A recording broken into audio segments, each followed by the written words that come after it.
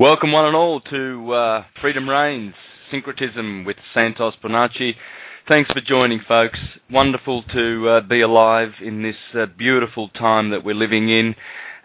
We are certainly right into Aquarius, and it's absolutely beautiful to be alive. Today I have three guests, as I announced yesterday. I've got Lisa, Bob, and Chris joining me. I will welcome those in a minute. I just want to remind listeners, if you weren't tuned in yesterday, that this will be the last show that I do on Freedom Reigns, and I've been very, very appreciative and thankful of the opportunity. I appreciate every opportunity I get, and this has been a great opportunity presented to me by Diatra, and I've enjoyed it. I hope you have. I must move on because I do now have commitments in other languages, and I've always wanted to have an opening into Italy, and as most of the listeners probably know, I have had an opening into the Latin American with Johnny Guzman at Ecuador. With Johnny Guzman, sorry about that, just a little interruption, at Ecuador, and I've probably got about 30 presentations there, 1 hour interviews. But that's coming back on, and I'm very, very happy to announce that on Friday mornings, my time, I do Spanish, and Thursday mornings, my time, I do Italian. Now, most of you won't be interested in those languages, of course, but if you know friends or people that are stuck in sleepy land and have a good heart and a good mind and would love to know the answers, please put them onto my work. And I just hope that listeners continue to support Freedom Reigns. And of course, Diatra's always got excellent hosts, and that's all wonderful. So thank you very much. And I hope you enjoy today's show. Guests, are you there? Hello, Lisa. Hi, Santos. Can you hear me? Yeah, loud and clear. Thank you very much. Morning. Yep, good morning. Thanks for joining. You're in Australia. Chris, you're there. You're in Australia too. Hi, Santos. Good morning to everybody. Yes, not in the same place as Lisa because it's a big country, but yes, closer to you actually, Santos. Oh, yeah, we're only 20 minutes away from each other. So that's good, and much appreciated for sharing. And we've got Bob over in the States. You with us, Bob? Now, I think Bob's having a bit of a struggle getting on, so we'll just patiently wait for Bob, and we can kick it off, guys. What do you think? Probably Chris. If can we do some? Well, put it this way. First of all, folks, we're talking about the Public People's Trust 1776.org if you want to get on the internet and learn more about this trust. We are now under a new trust. The group that has developed this and brought it to the world is a small group of people that hopefully we can have join us, but they have perfected a superior trust to the Vatican's and Rome's trusts and papal bulls, etc. We have a perfected superior trust. So we're going to be talking about that, and we're going to be talking about how we can take advantage of that, of course, and everything else. So, Chris, would you like to kick off, or do we have Lisa with the history? Well, if Lisa wants to speak for a minute just about the sequence of events since the 25th of December, and what she knows of the history, because she's had a little bit of direct contact with one of the trustees and has probably got a clearer picture than most people would have. You think so? Yes. Okay. For what we've got, yes.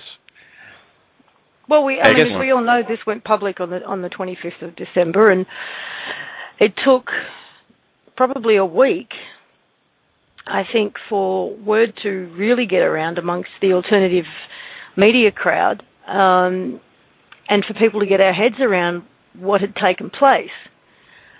And this has been a process that Heather, one of the trustees, has been going through for the last, say, 3 to 4 years, and used the process of foreclosure, used her own house, in fact, as the guinea pig for this, and used the process of foreclosure to take this case up through the system.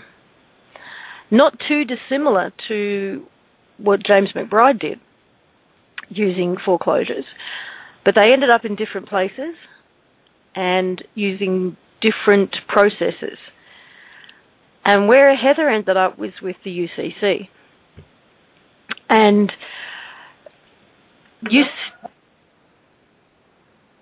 well, that's interesting. I just heard the Blog Talk Radio thing again. Can you guys still hear me? Yeah, yep, still loud and clear. Okay. For some reason it started coming through the computer again. Now, the situation that we seem to find ourselves in at the moment with these filings with the UCC is that they, as at today, they stand unrebutted. Now, most people who have done any kind of study with strawman and law and trust law and commercial law know that any claim that stands unrebutted becomes law, which is how these trusts started in the first place. And in order to now rebut them,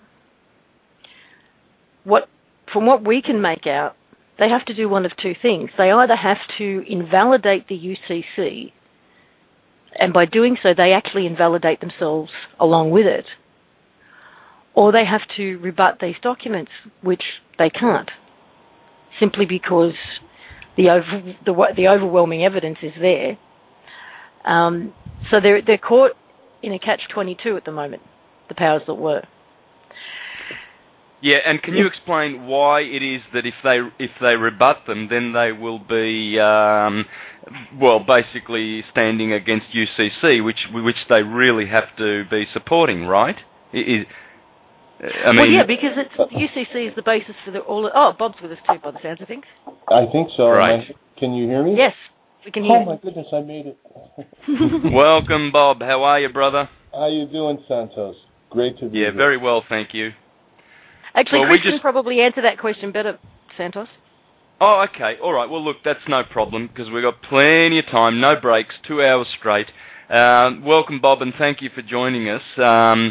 Now, what I've done, listeners, is I've gathered a small group of people that probably have the most knowledge, because People's Trust has only been out since December 25th. So we're all trying to learn as much as possible about it, and it appears that the guys that put it together are very, very busy.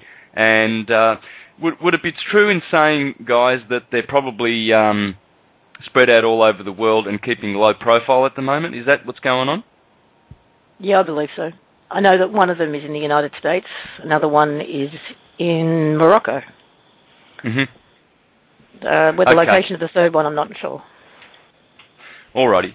So let's do a bit of history then, Chris, if you can help us through that, and how I have heard a bit of Heather Tucci speaking, and how they, went into court and tested out how the magistrates and judges are working in cahoots with the bankers. So they discovered all that, and of course Heather was a lawyer, and so good background in law. But I did learn how she went into court many, many times just testing things to see if this would work and that would work, and eventually they exposed and revealed and understood how the whole system works, and then they set about a plan to perfect a superior claim against it. So if you can do that, Chris, that'll be great. Okay, well, you just about stated pretty much what I know too, Santos, because we really need to understand that there will be a time when assuming all goes well, which we absolutely hope it does, that the trustees come forward and tell their own story in their own words in great detail.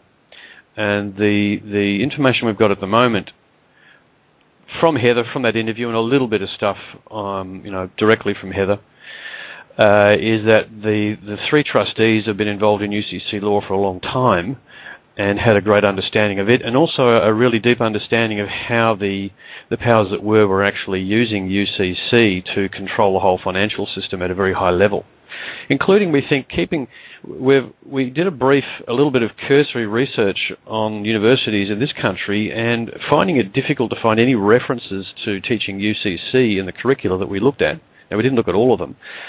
We didn't find it anywhere. So we're kind of concluding they've kept UCC law inside the corporations and only teach it to people who actually have to use it in real life. So the only other people around the place who have experienced UCC law to any great depth are people like Heather, and there will be people like Winston Trout and all the other guys who've been doing sovereignty and strawman type work for many years, because ultimately they all end up arriving at the door of UCC and starting to try and use it. Not with a great deal of success from what we've gathered, and one of the reasons for that is that I don't think unless you're an operative in a corporate in UCC, I don't think you get to know much about it unless you find out the hard way, and for some people that's been quite hard.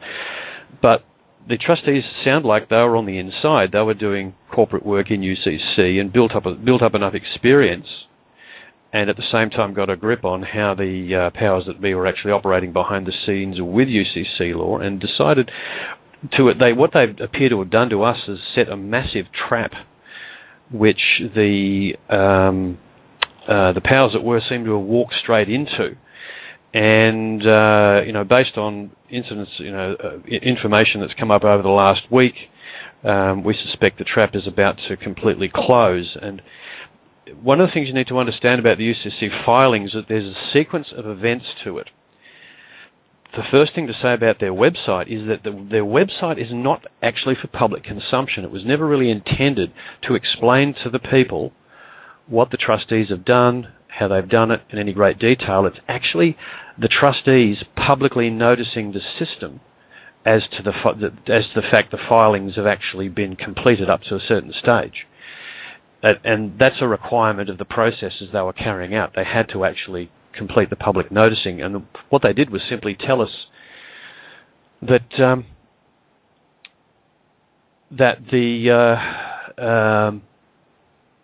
where the site was, and there was stuff on it, and that's what happened on December 25th. That our attention was drawn to this site where they've been building up these filings.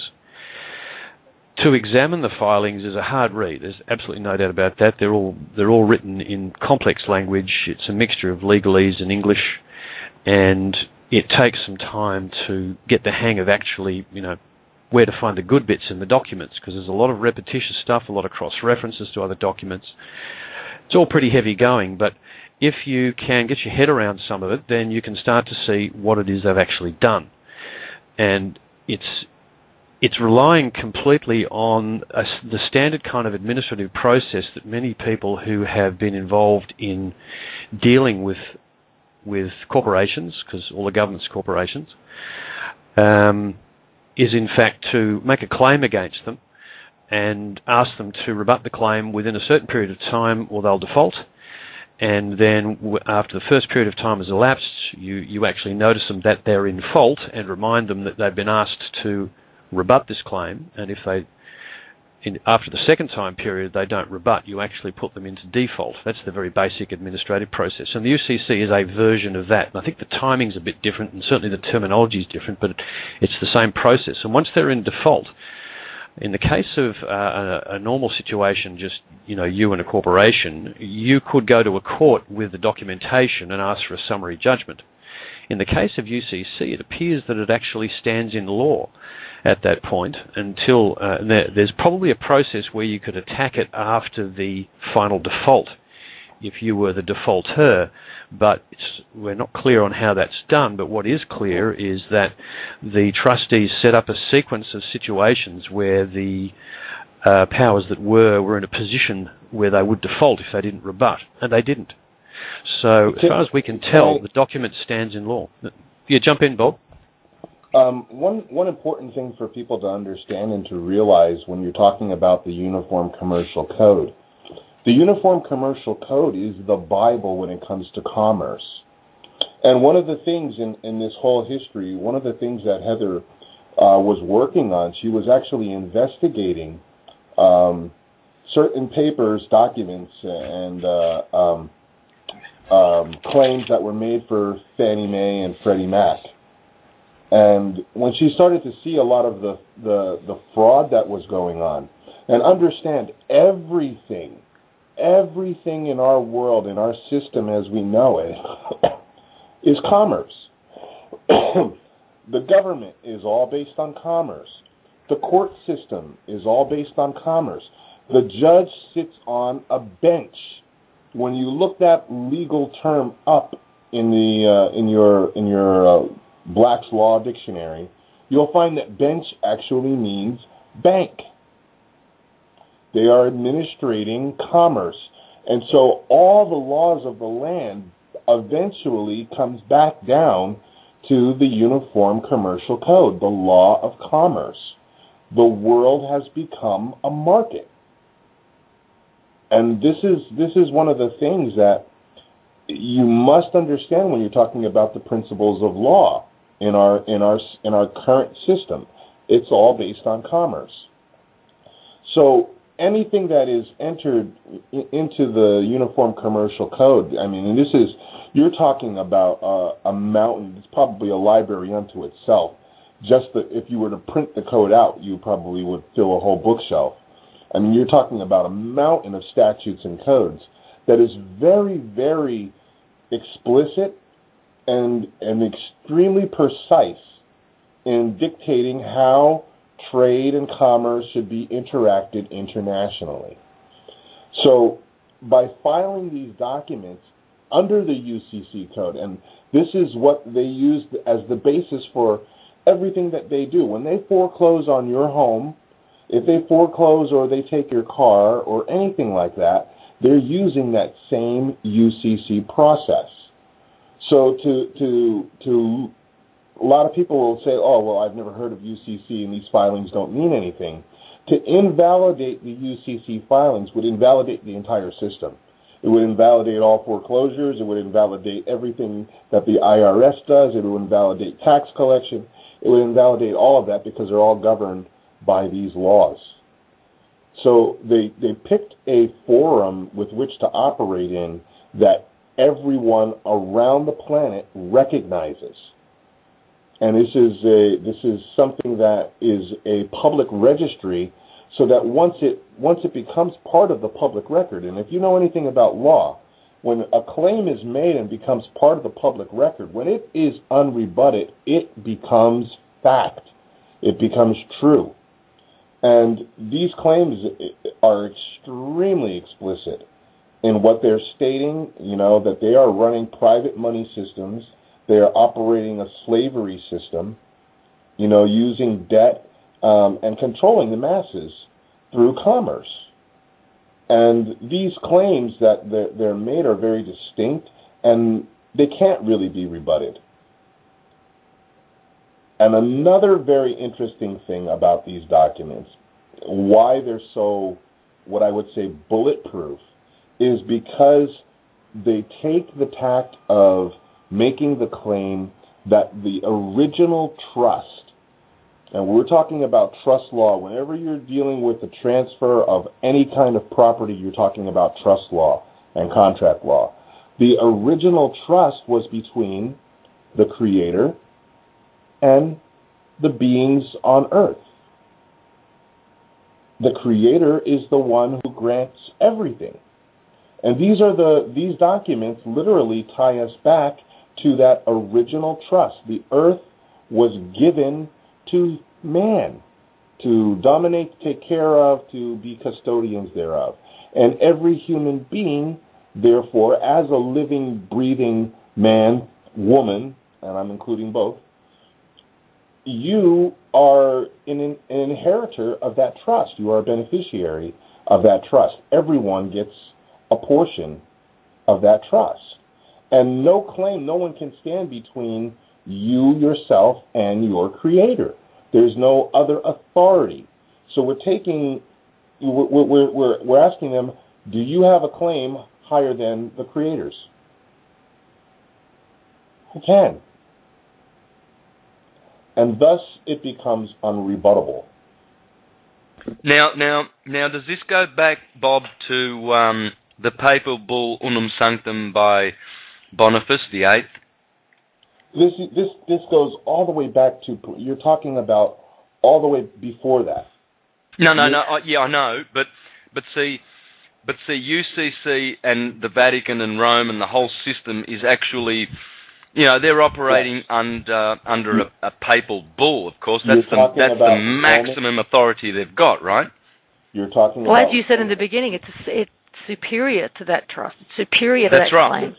Right. That's right. That was the original claim. The Roman canon law and the papal bull, they made the original claim that they had gained the world through conquest, and which they had. Yeah, and it stood unrebutted. Yeah, exactly. So no one has perfected a superior claim since 1302, really. I mean, we know that they've had the game, since Nero's time and the Julian dynasty, and even before that, you can go back, and I've addressed all that, but the bulls are the ones that really, because that was the first express trust in history, 1302, according to, my research. So what do you know, Bob? Well, is that right? In legal terms, yes, that was the primary claim. And everything, like they say, all roads led to Rome. Well, that's still true today. By and large, the Vatican is the largest holder of wealth in human history. So, all roads lead to Rome. But what they've done, what Heather is talking about by going back to prime, she's going all the way back to the dawn of creation. Of course. There's essentially been a reset. The system's been reset to prior to any of that. Indeed. One of the places we can start at, just to sort of try and get into people's minds what the process that took place. It actually began. I missed a bit of the conversations because I had to do something, but I'm hoping I'm not repeating anything anyone said. The process began, really, there were some initial filings, but ultimately the thing that really kicked it off was the trustees resumed and reactivated the original public trust created by the original Constitution of the United States and then abandoned. And they rebonded themselves, or they bonded themselves to the trust, but they bonded the trust to the Creator. And the result is that the only players in this game, in this trilogy of this trust, are the Creator and the trustees and us as the beneficiaries. There's nothing else in play here. There is just that trinity, if you like.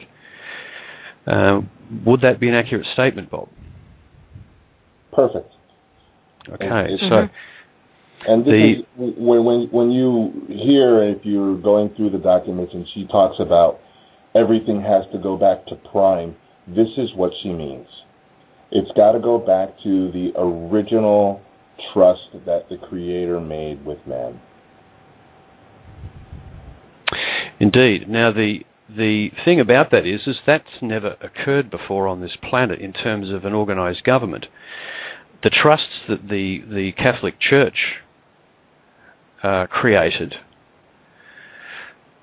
and I saw some details on the trusts originally, but I don't think they were structured the same way. Have you researched the actual structure that the Catholic Church trusts created, these Sesti KV trusts, Bob? Yeah, the Sesti KV trusts were, and you're talking about, again, Babylonian slave system. It is if you study slave systems, this is probably the worst form of slave system ever devised, because what it literally does is people unwillingly consent to their own enslavement, and when they do that, when they basically your sweat, your love, your blood, your labor, anything that you may produce in life has been monetized. You, the living, breathing person, you have a monetary value according to them. And that monetization is set up in certificates and trusts that are held unknowingly by you, and you consent to it. And in this whole slavery game, there's only one winner. It's rigged that only the bank can win. The house always wins. Yep. Now, just to resume sort of the sequential nature of our explanation, and I sort of apologise in advance for the complexity of this and the length of time it takes to explain, but we really need to make this clear to everybody exactly what we think has been done.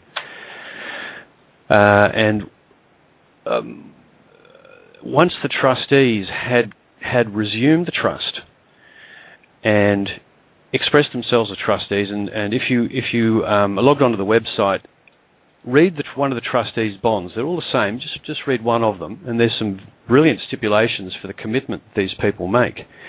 And one of the aspects of the whole People's Trust is the complete personal responsibility that everybody takes as part of in their role as the trust. Whether you're a beneficiary, whether you're a trustee, you're actually on your own recognizance. You're completely responsible for yourself, and you're completely responsible for ensuring the free will of others in that process. And again, this is something that no government structure that I've ever seen or heard or read about is like. It's all of the other government structures, and this is directly what Bob's referring to, are slave structures where there is a chain of authority that comes from the top, and essentially you have to follow their rules. None of that here. We're actually on our own recognizance as beings, and one of the things you'll see mentioned in the documents is universal law, as well as UCC law and common law, which are the three elements of law they've introduced into the entity they've created in the form of the trust itself, and the entities that can be used by the beneficiaries to assist them in having a community run, which is called CVAC, which we'll have to touch on later. Personal responsibility flows all the way through it, and the basis of that is from universal law, that we have free right of will to carry out any act we want to carry out, provided it doesn't impinge on the free will of any other being. Now, when you think about that, that covers the 10 commandments on steroids. That's what it's all about. That is the universal law, and the trust begins and ends in that concept, that no being is actually able to infringe on the free will rights of another being. And the other main concept involved in setting up of the trust is that every state of being on the planet, and that's the way they refer to humans as a state of being, every state of being on the planet has equity. We are all equal in the eyes of the trust. We all have equal access to the assets of the planet, which they've stipulated as all the gold and silver, and we have right of access to the assistance mechanisms that ultimately would get set up by this trust when the whole process is fully enacted. And you could call those. Whenever you ever heard of a government referred to as an assistance mechanism? Yeah, well, you haven't, because it's not. I don't even want to use the word government, because one of the definitions I've seen of government is mind control. Govern, mental, govern, control. There are others that argue it means different things, but mind control is a good way of actually putting it, because they trick us into believing that they're in charge. When you look at governments, really, the people should be in charge of them at all times, because they're our public servants. But that's not the way governments have been practiced so far under the Babylonian system. We know all about that because we've lived it our entire lives. This is a completely different way of operating and a completely different way of thinking. And this is the thing that struck us first when, in that first week after these were filed, was sort of looking at the way the trust was structured on this basis and the way the CVAC entities actually work, going, well, this is pretty much a wish list of what, if we could flick a switch and turn off all the crap and go to another system, this ticks virtually all the boxes, and boxes we haven't even thought of. And this information is all in the documents, but as we all know, it takes a bit of work to actually find the information. So one of the things I'd like to touch on now is what this what this series of filings isn't, and this is something that Lisa and Bob and myself have discussed at length. We sort of got a picture of what the trust is, and we also discussed what it isn't. Okay, well, is it a scam? Well, have a look at the huge amount of work in these filings. Why would you bother? Is it a scam because they're making money? Well, no one's asked for any money at this stage, and someone at some point somewhere on the internet, and I'm not sure where it came from, claimed it was a scam because you had to pay $15 to get verified versions of the documents from some service in some state in the United States, which turns out to be a standard commercial service if you want a copy of any UCC document, so no scam there, folks. There's been no legal opinion offered from any quarter on any aspect of this apart from Judge Dale, who contributed anonymously to our knowledge by earlier in the year putting out a long discourse on all of the shenanigans in the legal fraternity that he was aware of, which was extremely interesting and revealing. He actually did have a look at these documents and felt they were what they appeared to be. So we're not seeing any signs of it as being a commercial scam. Is it a distraction? Well, it's certainly distracting us, but there's no fear attached to this. Okay, there is only positivity attached to this. There's hope attached to this. False hope? We don't think so. That's not what we're thinking at the moment. The game is still in play, and the trust has yet to be physically manifested publicly, but we feel it's still moving in that direction, and so we can't see any reason not to speak to it as if it's real, because the stuff in here, once you get your head around it, is just 20 years ahead of where I thought we would be, because I thought we were in for a long, long battle against the powers that were to try and get them out of the system. And what it effectively does, and I'll kick it back to Bob and Lisa to talk to what the trust is and if they want to, because what it effectively does is give us something that at this stage we could have only dreamed of. So, Bob and Lisa, do you want to speak to what the trust isn't and why you think it actually is what it appears to be? Well, what I think that the trust isn't, it's not a new. A lot of people have this whole fear. Oh, well, it's the new world order and it's just in a different form. Absolutely not. What it's literally done is it's removed all mechanisms of control and placed that responsibility back into the hands of the people. So no one could, unless you create a new world order, or we the people create a new world order, it's not that. It is not a new system, it's not a new hierarchical system of governance. It is more of a system of guardianship, I would say. The structures that they have put in place basically have the role of guardianship to make sure that everything remains transparent and that nothing is used that is not for the benefit of the people. Anything that goes against the benefit of the people is strictly forbidden. So you're talking about a completely new paradigm. You're talking about a completely new way of looking at ourselves. Number one, that we are divine beings, and looking at the way that we govern ourselves and the way that we take responsibility for our choices. And it's all about the ability to make those choices freely. And when you read these documents, basically anything that hinders your free will to make your choices in life have been removed. Anything that has stood in the place between you and your Creator has been completely removed, foreclosed, terminated, caused to exist, ceased.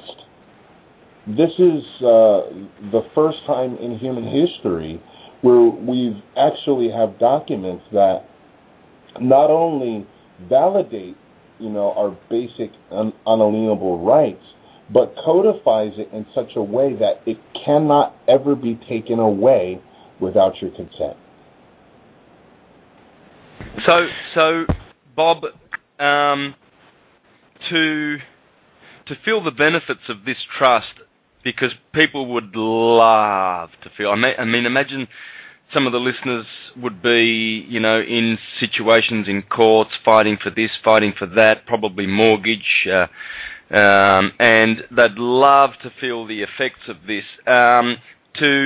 In order for the world to benefit sooner rather than later, what would be the best way?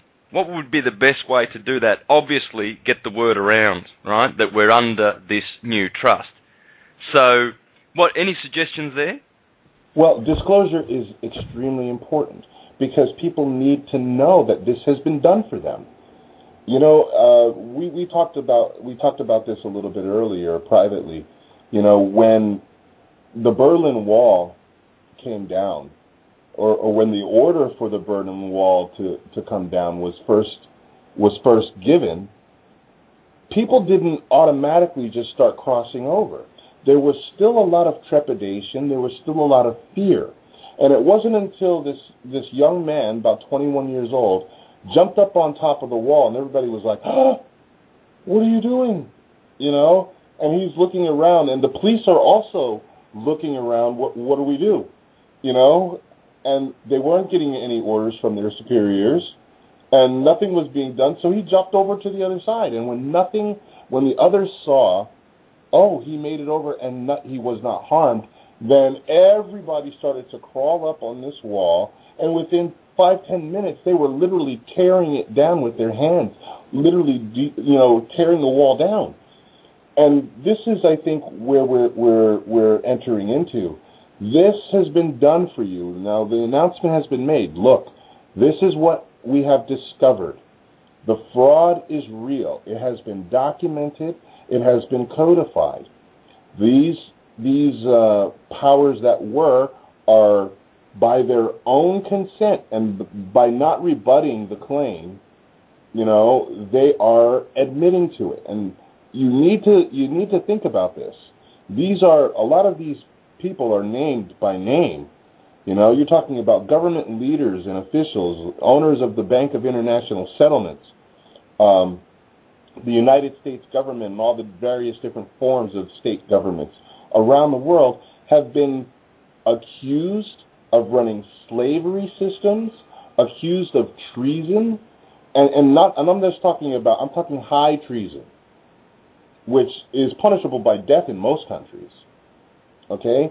And these claims were made publicly. Now, if someone accused you publicly of murder, treason, and running slavery systems, it would behoove you to rebut those claims rather than to allow them into the public record. I mean, can you imagine, Santos, someone accusing you of doing these things and you have nothing to say about it? And this is exactly what has happened. They have nothing to say about it. There's really... Excuse me? I dropped for a few minutes, so I don't know if you covered this, but a couple of minutes. Breaking up a little bit, Lisa. I don't know. Can you hear me now? Not very well. Not very well. Come back in 5 minutes, Lisa. Hang on to the thought, sister, because you're breaking up severely. Can't hear a thing. Now, continue there, Bob. Yeah, I'll just take up the story for a sec, Bob, because what you're saying is absolutely spot on, that they had to rebut and they didn't. What I'd like to do is just quickly finish the sequence of events, just so people can understand what happened after the trustees took up the trust and joined us all to it. They created a legal entity they called the debtor, and they rolled into this entity the entire system. All the bankers, all the corporations, all the government corporations, the whole lot. And at that point, they put a document out called, and you'll find this in the orders menu on the site, Order of Finding an Action, where they actually define this debtor and specify that this debtor has been committing deceptive acts and practices for a very long time. and in fact, ultimately they end up, as Bob said, accusing them of treason.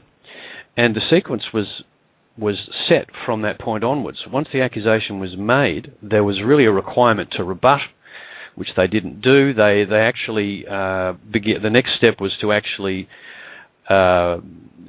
technically suspend all of these entities for failing to comply, then actually ordering them to do an audit, which they also ignored.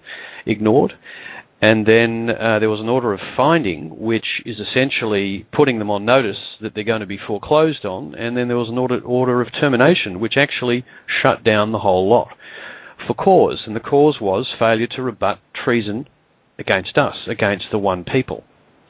And it was in the end, overall, it's a relatively simple concept. They were basically accused of something they didn't rebut, which in their own system's terms is acquiescence. It's actually an admission. And beyond that point, the remedy that was demanded was this, that the assets of the planet were surrendered for the use of the people, and that the system was terminated. So when the final filings were made, two things happened. Actually, three. The assets were secured for humanity. The entire corporate system, technically, on paper, in the UCC, was terminated, cancelled, shut down, foreclosed, all dead, wiped. It just isn't there anymore, folks, technically. And they also created and brought into life the first of the entities they call CVACs, which are the assistance entities, which are here to facilitate our use of our birthright, which is the assets of the planet. And that's ultimately what we have, is that right of use of the planet. So that's the underlying process that's taken place, and there's lots and lots of detail in there and lots of things to talk about. And we will move on to the concept of the CVACs in a moment. But I just want to make sure that Bob wanted to complete his thought. But I did want to jump in and just finish that part of the picture for people, Bob, just so they could understand the steps that had taken place. I'm throwing it back to you, Bob. Sorry about that. No. And you're absolutely right, because in order for you to really comprehend, the level and what has actually gone on, because these public filings, they are public. They're exactly that. So anyone can use them. Anyone can reference them. And to date, no one has been able to rebut them. So they're not only just filed there, as a mechanism for shutting down and closing on their charters, but they're also filed for public use. So anyone can reference these documents as international law. They have been convicted. They are guilty of treason, unrebutted, standing in public record, documents, numbers, and they give a whole list of the different numbers which you can download.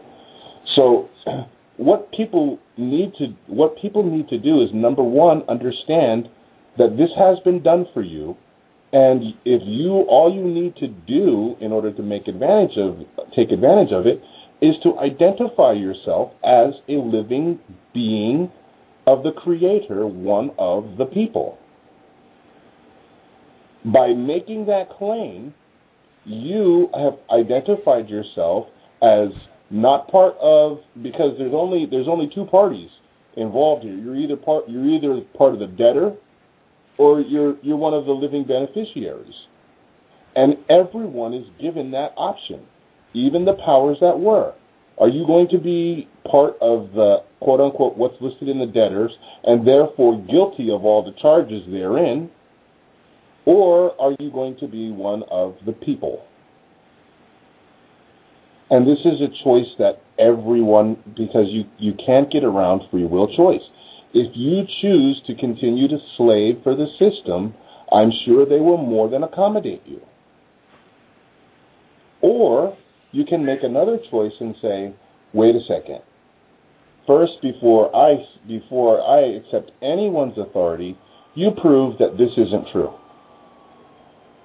Prove that you have the authority to do anything that you're saying according to these filings.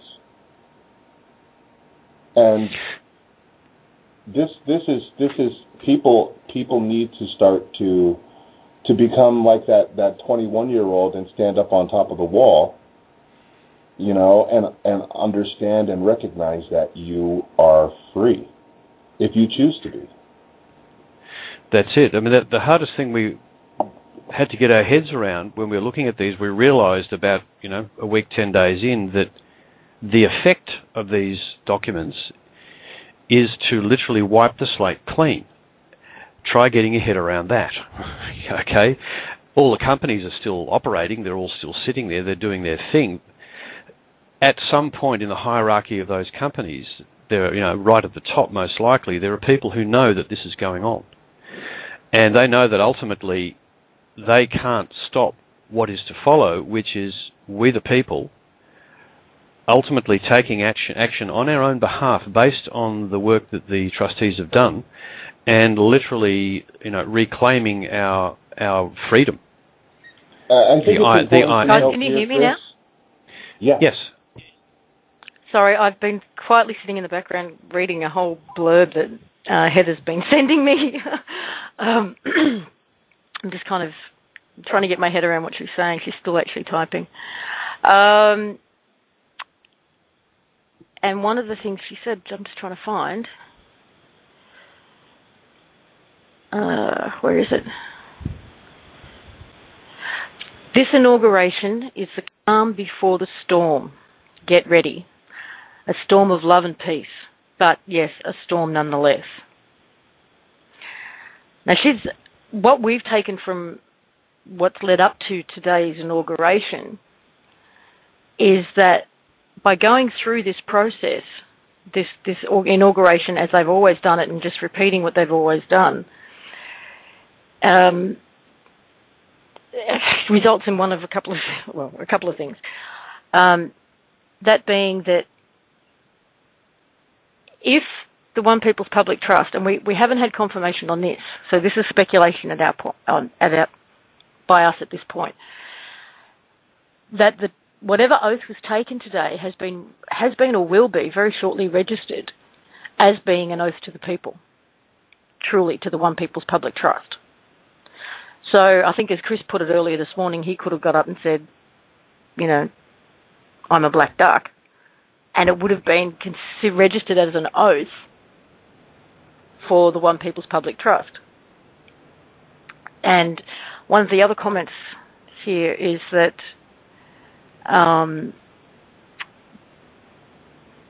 the powers that are in fear. Fear is most paralyzing for some. In fear, they tend to do as they have always automatically done, because they are so filled with fear there is no room for anything else. Look closely, you can see some of them going through the eternal euthanasia process. There's a lot more that she's written here, but I need to read it and get my head around it before I even try and share it. Yeah. Okay, well that's really interesting news, Lathan. And one of the things I'd like to touch on, just so not to jump on you, Santos, we are going to discuss actual processes that we think would work using these filings, folks. I know that's where Santos wants to head to, and we are getting to that. It's just going to take just a touch more discussion. So, and one thing I think it's important to note in all of this, so that people understand some of the work that was involved in making all of this happen. It's not that these people don't know, that the powers that be don't know. They've literally, in some cases, gone to their houses. You understand? They've been to the houses of the Rothschilds, literally knocked on their doors and informed them, this is what's going on, this is what's happening. So it's not that they don't know. They have been told, they have been informed directly in some cases, about all of the things that are going on and what has taken place. So this is not one of those, things that somebody has just filed and, willy-nilly and, everybody can just ignore. This is not one of those cases. There's been a lot and a lot of people and a lot of time and effort that's gone involved in making all of these filings happen. Bob, I think your mic is a little low, so can you speak up a little bit more in your mic, please? I got that in the chat. Enforcement is one of the big questions here coming through that I can see. Enforcement? I mean, I'm not really... It's always one of the big questions, no matter what process. It's like, how do you enforce it? And there is UCC filings that deal with the military and enforcement. But I believe we need to also start a ground roots campaign of enforcement. And by what, I don't even know if it was Chris or Bob that just said it, and essentially, if we start acting as if we are free, as if there is no one between us and the Creator, which is clearly the truth of the matter, UCC filings aside, and put the onus on them. Prove to me that you stand between me and the Creator, that you have authority over me. You prove it. The system has constantly put the onus on us to prove who we are and what we are. And with or without the One People's Public Trust, I think that's where we stand right now. Is we need to turn the tables on them and put the onus back on them. Because if a judge or a cop or a local councillor or anybody else, a politician, is going to stand there and tell you what to do, then and demand, some kind of action on your part, put the onus back on them. Prove that you have the authority to do this over me, that you are above the Creator. And another thing, like Heather said, everybody's suffering under this system. It's only a fraction of a percentage of the population that actually benefits from this system. Your average soldier, your average military, your average law enforcement, police officer are suffering just as much as we are. And they also need to be aware, and I believe, like you said, at the highest levels, they are aware. But I'm talking about, at your local, clerk and police officer, they also need to be made aware that this is what has happened. And that really, that is up to us. That's up to the people. Absolutely. And I just want to make one point, which relates back to what we think the trust isn't, but it also relates directly to what Lisa and Bob just said in the way that we need to actually to view what's taken place. Someone made a comment on one of the blogs we've been monitoring over this issue and other stuff, where they said, well, what are you people doing? You're just overthrowing the government, How dare you? Do you know what you're really trying to do? Have you got the right to do that? And to that I would have to say, if you understand what the governments actually are, that they are corporations that have overwritten sovereign nation constitutions by stealth and by commercial thuggery for the last 150 years, particularly in the 1930s, when they deliberately crashed the stock market, crashed the economies of many, many Western countries, and forced them all to sign up under a very sleazy deal with the IMF, which ensured they would never pay those debts off, and forced them to, what it does is actually forces countries to route their tax money out of the country before it really gets even back into the national treasury. And it's just mafioso at high level. It's just the financial industry going around throwing chairs through windows and then demanding insurance from you. What they do is they actually get a hold of the tax money from these countries before the national treasuries get it. We never know how much our GDP is. We only know what gets handed back to us by them. They've been skimming off the top of our national treasuries for generations. And you really got to get that, folks. This is not us overthrowing anything. This is simply us recovering stolen property. It's nothing more than a commercial. This is a commercial exercise, if you want to look at it that way. So I reject the idea that we're overthrowing any form of government. We're dealing with corporations, and those corporations are predatory, and it would appear they've been terminated. And if I'm sounding passionate, I am. Beautiful. Are you there, Lisa? I hear someone in the background. Please continue. how does this relate to what Heather says about I am? I've discussed this in my presentations. You know, they want a name from you under the current oppressive system, well, the system that was, and how does the I am come into this? This is the attitude that we need to have going forward, friends, to know that you are. That's all. Well, what you else are. is there? What else is there? There's nothing else. What else It's is just there? You are. That's it. And a name reduces you to one of their items, one of their commercial items. But you are cannot ever be encased in any object or item, and which is what you are not. We are. And so talk a little bit about that, please. Oh, that's a big subject. Yeah, because you were saying before, Lisa, that we need to act as the free people that we are. We just need to continue now. This is the way forward, to know that you are free, be free, and act, or just not even act, just be free in all your dealings. Be free. And have no fear. It's an internal process first and foremost. And one of the comment I was going to make earlier when I got cut off was, as Bob was talking also about the Berlin Wall, apparently when the American slaves were freed, it took up to a year for some of them to find out. So they were still living and being and thinking and acting as slaves long after they had been legally set free. And we're in a different time, and communication happens so rapidly these days, it's not going to take a year. But it's still a slow process. These documents and this information's been out now for about 4 weeks, and it's still a very small percentage of the population who is trying to get their head around them.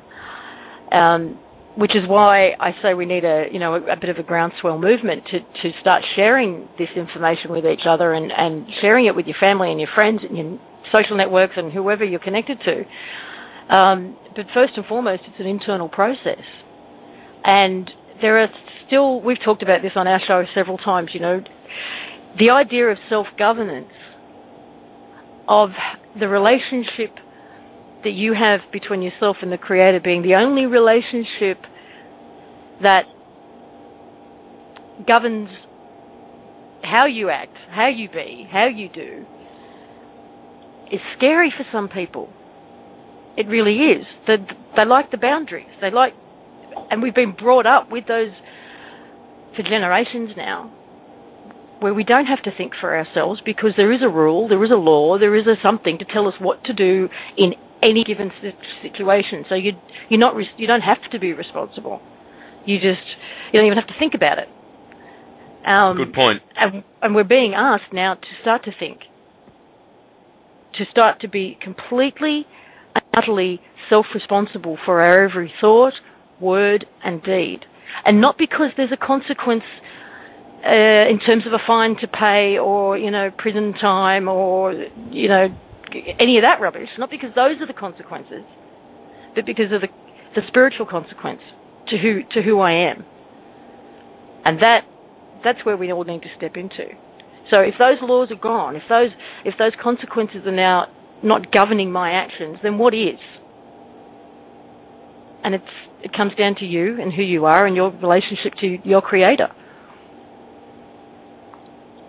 Right. Good. Beautiful. Beingness is one of those things. It's quantifying your infinite nature. To be a being means that you are always existing. You exist in some form, always, all times, someplace. You exist.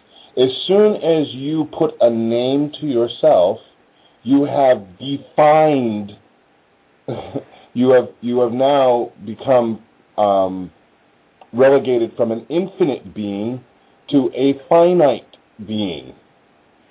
That you fit into a category or a name, which you really can't. You really can't be. There's no. You are an aspect of the Creator. Therefore, you are infinite. You are a being. Now, you can identify yourself in certain aspects, and as far as identification is concerned, I go by the name of blah, blah, blah, but ultimately, is that who you are? No, that is how I'm called. But who am I? I just am. I do have another message from Heather, which she's asked for me to share. For those wondering about OPPT's response to the actions or inactions of the people that we can visibly see, like Obama, etc., it is the wizard and the big dogs behind the curtain that I am coming for, and they know it. In absolute love and peace, with absolute gratitude and grace, Heather.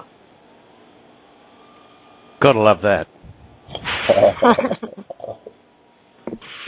Because we've got to remember that what we see played out in public is theatre. The inauguration is in fact a theatre, because the original Constitution of the United States doesn't exist on paper, and the corporate constitution doesn't exist on paper. So what is that man standing there doing in front of 500,000 people? Well, she just clarified Obama is not the wizard or the big dog, by the way. No, he's just the guy out front entertaining us at the moment. I'm serious about that. He's literally a placeholder to keep our attention. Which is, there's nothing wrong with that. If he's on our side, fine. Someone's got to do it. Because one of the things people listening to this need to realise is that there are billions of people out there who are not party to this conversation, who don't even know about this yet. And one of our jobs in the next months and years is to actually fix that, is to actually, we think there'll be some kind of initial disclosure which could be fairly dramatic, but beyond that point, it's going to be up to us to help those around us understand what's going on and the choice that's been put in front of us, because it is utterly the most important choice that we probably have ever made as a group of beings on this planet, ever. So we need to get this out as fast and as broad as possible out there in all of our social or media networks that we have, yeah? Yep. Yeah, we do. And we've got to do it carefully because it's complicated. This is complicated stuff, and the game isn't over yet. It's still in play. And we're seeing it unfold in bits and pieces in front of us. And we're trying not to get too excited and trying not to set expectations for ourselves, but, we're humans and that'll happen, but we have to let this play out. Well, it's actually getting less and less complicated as time goes on, because those initial documents, as was stated earlier, were not designed for us. They were designed for the system, and they were written in the system's language. The more recent documents even state the language of legalese is no more. And they're they're still very 5D, but they're not just swamped in legalese. So they're becoming easier to read, easier to comprehend, and people are even converting them again into an easier to understand language. And there are little groups all around the world who are working with these documents in various ways, whether it's to see what they can do in terms of using them to enforce their own personal situations, or just converting them into an easier language in order to be able to share them. It's happening all over the place. Indeed. And look, there's one issue we've got to address too, guys, which we actually haven't touched on, and it's the thing that attracts people's attention in the first instance, like a bullet, but it's not the issue that they think it is, and that's this concept that everyone's going to get $10 billion to play with. That was never the intention of anyone involved in this process, because to hand out money like that would simply bring the whole system to a halt and would wreck the place. It's the equivalent of taking a baseball bat to your own china shop if you did that. And it's not going to work out that way, and we don't know exactly how the financial system will be handled, but you've got to bear in mind that the actions of the trustees actually erase and eradicate all the fictional debt, as well as the corporations that generated it. So don't be getting the idea that we will be suddenly getting this massive check in the mail or a gold delivery. That's not going to happen. And I think it'll, if you think about it for more than 30 seconds, you realise it has to be a carefully managed process. And if you look at the documents, you realise these people are not idiots, and they've been working on this for a long time. And I suspect that they will roll out something that, when we see it, we'll say, "Oh yeah, that's quite sensible." So you need to not be fearful of whatever debt you might think you're in, because you're actually apparently not in any debt. And B, just understand that we haven't had all of this rolled out to us yet, and there's still a lot of information to come. Any comments on that, Lisa or Bob? Yes. The whole idea, and they did in the documents, you will find that they have called for restitution. There was an equity call, and secured, $5 billion in gold and silver for every man, woman, and child, and then $5 billion additional in gold and silver for reconciliation as far as damages are concerned. And just to jump in, that's the value they stole from us, folks. That's what I was talking about before. So continue, Bob. Yeah. Now that value, and Heather will also repeat, if you listen to her interview, she'll say it again and again. That value is merely a scratch of the surface, because really, what value does anyone have? Who knows? Your value is infinite. Who knows who's going to invent the next mechanism for interstellar travel? It could be anyone. Somebody could invent that by accident in their garage. It happens all the time. Who knows who has what value? So everyone must be given infinite value, infinite potential, because that's where we all are. We all are infinite beings. So don't let this the numbers and the money be a distraction, because that's just a scratch of the surface of what your true value is. And are we going to move back into another situation where money is used as a mechanism for control? No, that's not what we want to happen. I believe that in line of this whole documentation and the wording, what it does is it literally makes money irrelevant. And that's where we want to be, where money becomes irrelevant. You do and you do based on what you're being, and you should be allowed to be anything that you choose. So if you decide that you wish to be a teacher, okay, you are guaranteed that right, that choice, the freedom to be a teacher. So what does that mean for you? Well, that means I'm going to need to have a good computer. I'm going to have access to a library. I'm going to need transportation. I'm going to need all of these things. Well, those are all of the things that you're doing as far as what you chose to be, and that is your right. It's not something that, you necessarily have to pay for. And this is a whole different concept of the way that we think about, because we've all lived in a system where money has been used to control us. Most of the choices that people make today are based on money. How many people are actually in jobs that they just love to death, can't wait to get to work? How many of you are in those types of jobs?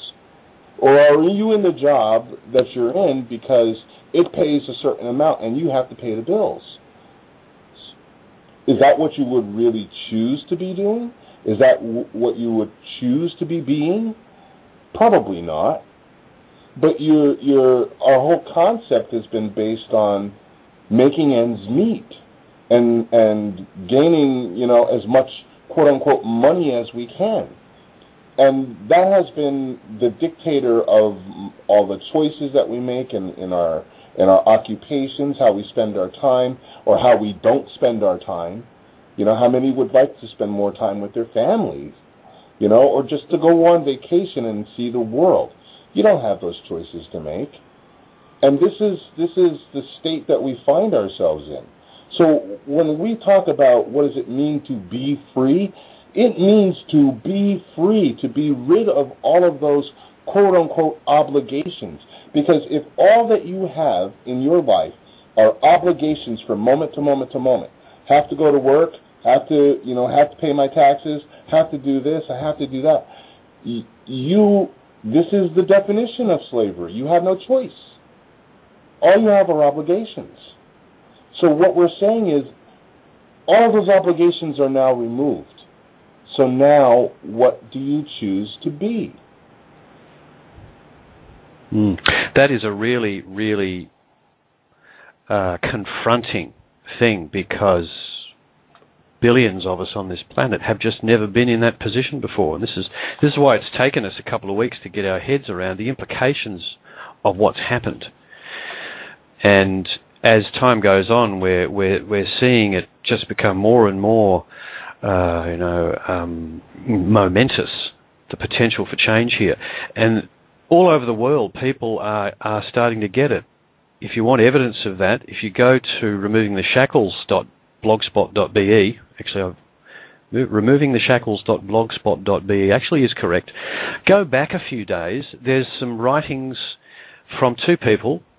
One's in Croatia, talking about, we've got to decide what we want to be. What can we do with this freedom that we've been given? And there's another one from Iceland, restating the same thing from yet another perspective. So if you're sitting there thinking that you're alone in trying to grapple with this, you're not. Chris, speaking of removing the shackles, Dee's actually just started listening to the show, so I've asked her if she wants to join in. We'll see what happens.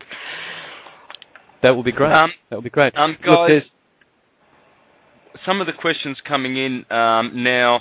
One question: when can we see these documents? Who is bringing them forward? Yeah, they are. Available that's what I was to the public. thinking. We've already addressed that. The website that's up, People's Trust 1776.org. Is that org? Yes. Yes, it is. Okay. Those documents were not meant for the public, is what Chris said earlier. But you can go in and read them. They weren't written in an easy manner for everyone just to for the public just to look at and consume in that way. Is that what you were saying, right, Chris? But I think these people might be talking about documents for remedies, perhaps. Is that what they're talking about? Yeah, I'm sure they are, because people who've got problems now will want remedy now. Okay, now Heather released an initial batch of indicative material, is the best way to describe it, which you can get from American Kabuki or Kawila Pele's website. You'll have to hunt around a little bit for it, but it's about 6 or 8 documents.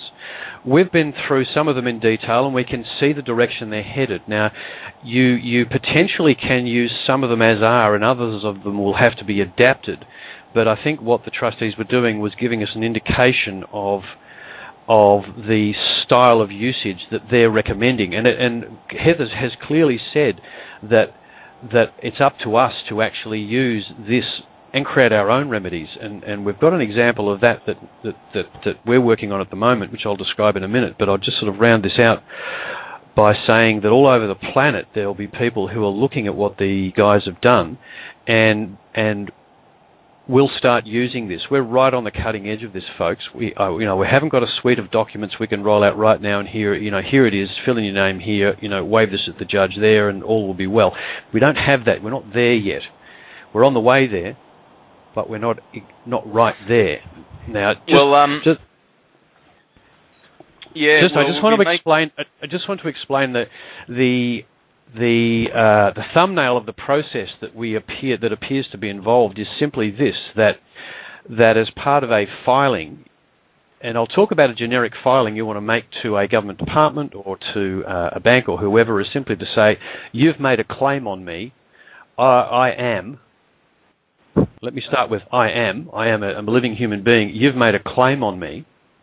Yet I see that in UCC law, there was a filing which was recently unrebutted that claimed that you have mistreated myself and everybody else and were foreclosed upon and actually have no standing at all anymore. If you care to rebut that, then we can have a discussion. If you don't rebut that, then we have nothing to discuss. And in principle, that's what's going on with all of the documents that Heather's released. There is, as Lisa said before, you're making a claim over me. Before you can make any claim over me, you better rebut this UCC filing. And that should stop them dead in their tracks ultimately. But exactly how we're doing that is a process that we are going to have to work on, because freedom still ain't free. We're not going to get anything on a platter, and this is one of the bits we're going to have to work out ourselves. And there's plenty of people out there in the straw man movement who've used similar kinds of processes, but without the big thumping hammer that these UCC filings are or should be if they're properly used. If you reference these and say, yes, that's a nice letter you've sent to me with a very big number on it that you'd like to get from me, but first, before we have any further discussions, you better rebut this, because according to this, you don't exist. And it's not only that they don't exist, but also rebut this, that there has been reported lots of people engaging in private money systems and slavery systems. Please prove to me that you're not one of those. Yep. There's a number of ways you could go with this, folks. Please prove to me that you're not committing treason by making this claim.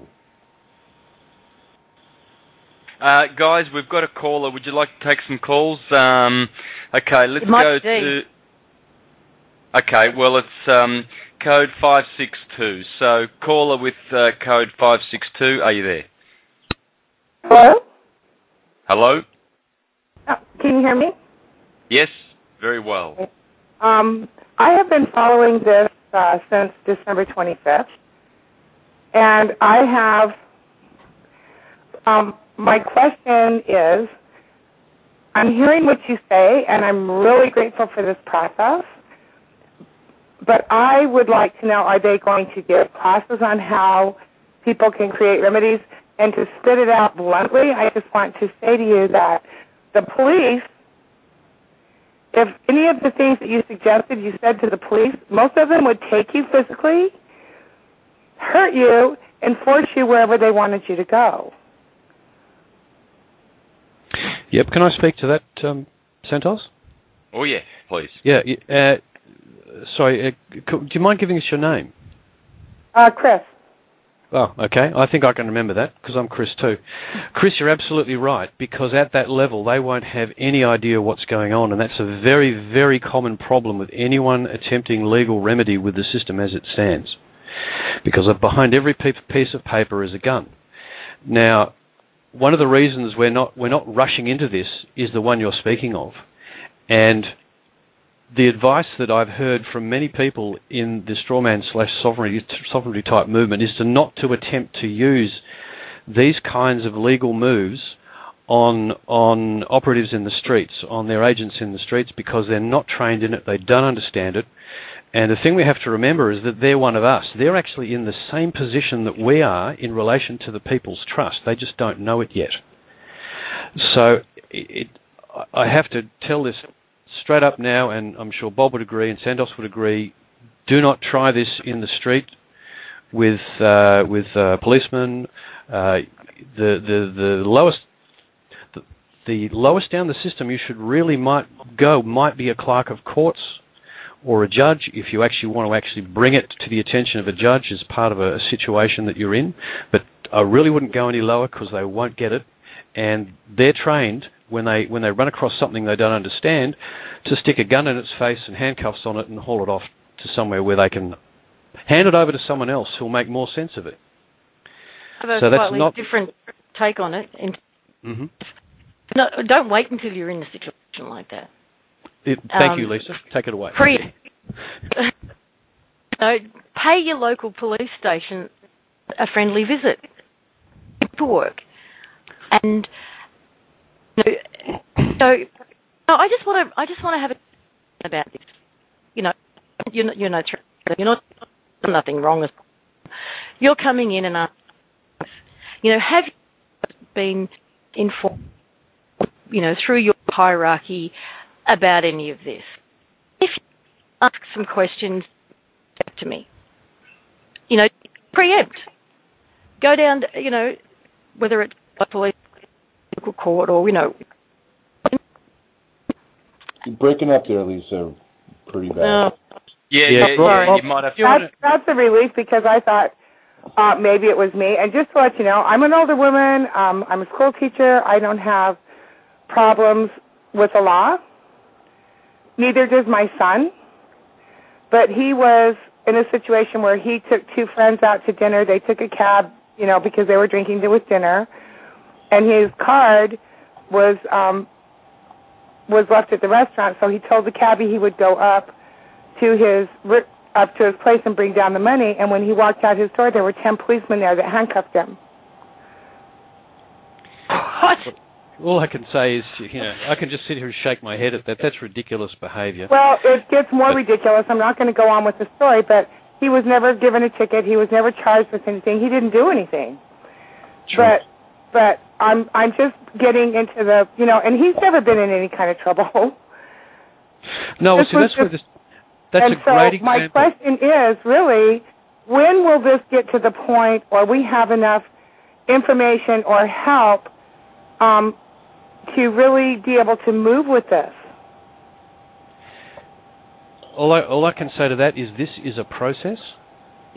I would say within a month or two, there should be enough people around the planet working on this to get it to the stage where it can be used one of two ways. One will be noticing the system, telling the system, as Lisa suggested, going to the system and saying, this is the situation, and if you can't rebut this, then here are my terms and conditions for having a conversation with you in the future. And any time, and I'll speak about this in a little bit more detail in a moment, any time you want to interact with me, here are my prices. Okay, and we know they won't be able to rebut it. They won't like it either. But it really needs to be done at the right level of the system and in advance. And one of the concepts I'd like to move into people's heads is this is part of the action that we need to take to notice the system, that we know what's going on and that we're going to stand our ground.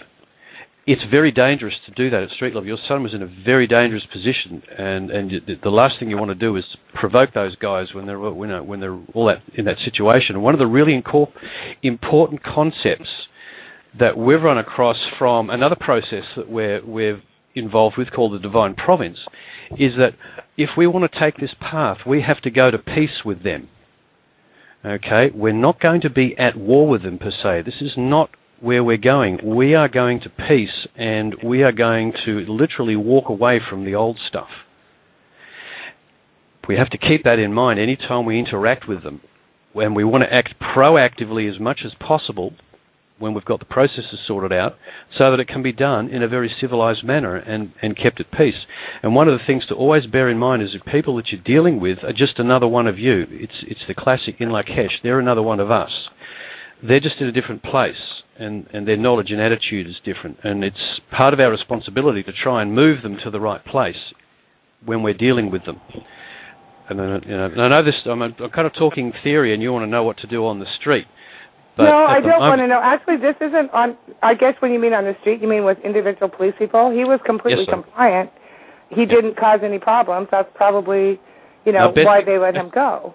But I mean, they were certainly trying to push him to the point where he was non-compliant, but he stayed compliant. He's a smart person. Yep. No, that's the best thing you can do. But it did bring me to a different level with all of this, because I hear stories from a lot of my students also, and about this kind of thing. And so I'm just trying to get really down to the real nitty-gritty of, when people want to move forward with this, which of course anybody would want to.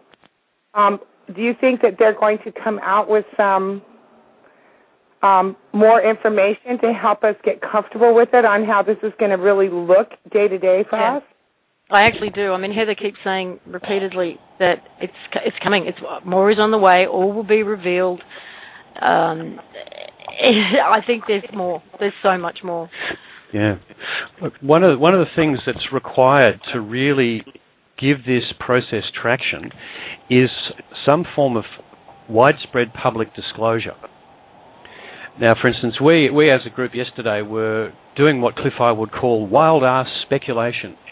He calls it WAS, wild-ass speculation, that maybe Obama would make some sort of announcement at this inauguration event. Now, it was silly of us to even think about that, because if you turn 500,000 people into 500,000 people who are scared or angry or whatever, you've got a real problem. It's just a mess. So it was even silly of us to even go there.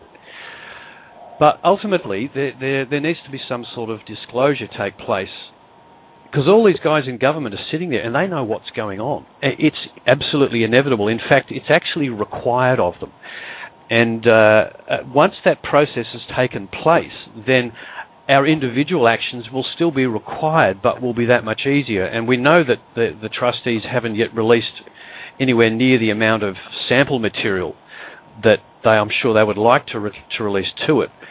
But I just keep telling people we're right on the cutting edge of this, and there's a couple of critical parts of the game still in play. So, unfortunately, patience is required still. Well, I really appreciate your time. Thank you. I mean, and I'm actually glad this happened with my son, because I kind of live in la-la land as far as, everybody's nice and everyone gets along. But I really realize that things can really be, there's a lot of abuse out there with our police and the people that are supposed to be in charge. Yes, and that's why it's good when the system comes down on you sometimes, because it wakes you up. People are awakened by this, so they're doing us a favour, and that's beautiful. And the reason why they're doing this, and why would they have done this to your husband, caller, because we are in debt mode. Everybody's going around collecting debts.